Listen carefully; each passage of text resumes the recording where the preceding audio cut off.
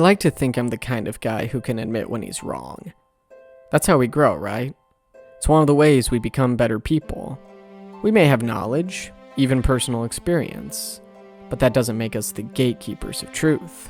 We're not arbiters of knowledge, though some like to act as if they are.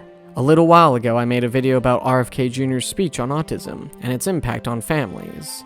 While I still believe he could have chosen his words more carefully and avoided making it sound like he was generalizing everyone on the spectrum, he has clarified that his focus is on children with severe autism. When many of us heard that speech, or more accurately the sound bites that were shared, we, the higher functioning members of the spectrum, took offense. We made it about us. Some of us even climbed up on our own pedestals to declare how wrong RFK Jr. was. But as a friend recently reminded me, it's not always about me. It's not always about my wife. And it's not about other high-functioning spectrumites I know. This is about the unseen, the ones whose experiences are so severe, so heartbreaking, that their parents and guardians often keep them out of public view just to protect them.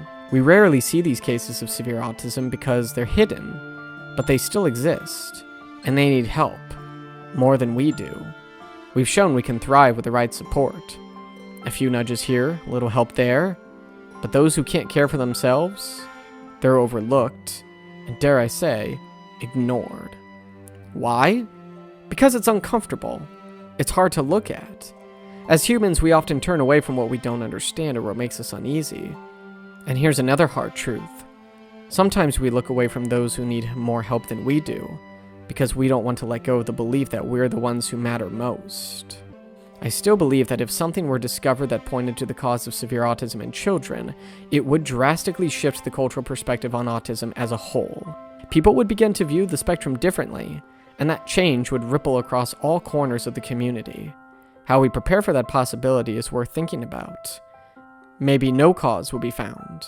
Maybe we won't have to change. But never say never.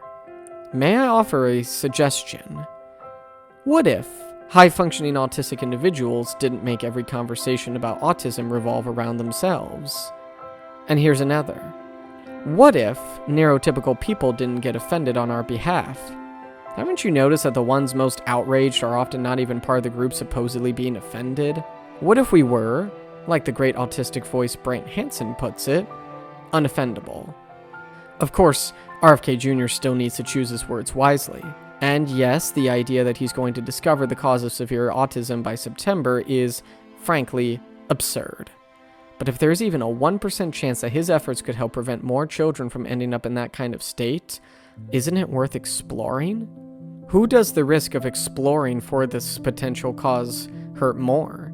People on the spectrum, or a healthcare system that's failed me more than once? And one last thing. When RFK Jr. lists off things autistic children may never be able to do, why the hell was pay taxes the very first thing he mentioned? Seriously, what was that about? We need to talk about that. Before I go, I just want to make a quick announcement. You've probably heard me talk about this before, but I'm going to say it again. With 2 weeks before its release, my first novel, The Glass God, Book 1 of the Glass Trilogy, is coming out on May 23rd.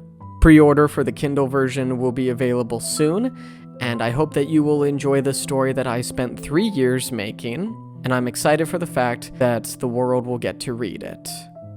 Thank you for watching this video, or listening if you are listening to this on Apple Podcasts or Spotify. I appreciate you keeping up with my content, and if you are here for the first time, please like this video if you're watching on YouTube, and be sure to subscribe. Thank you, and I'll see you next time.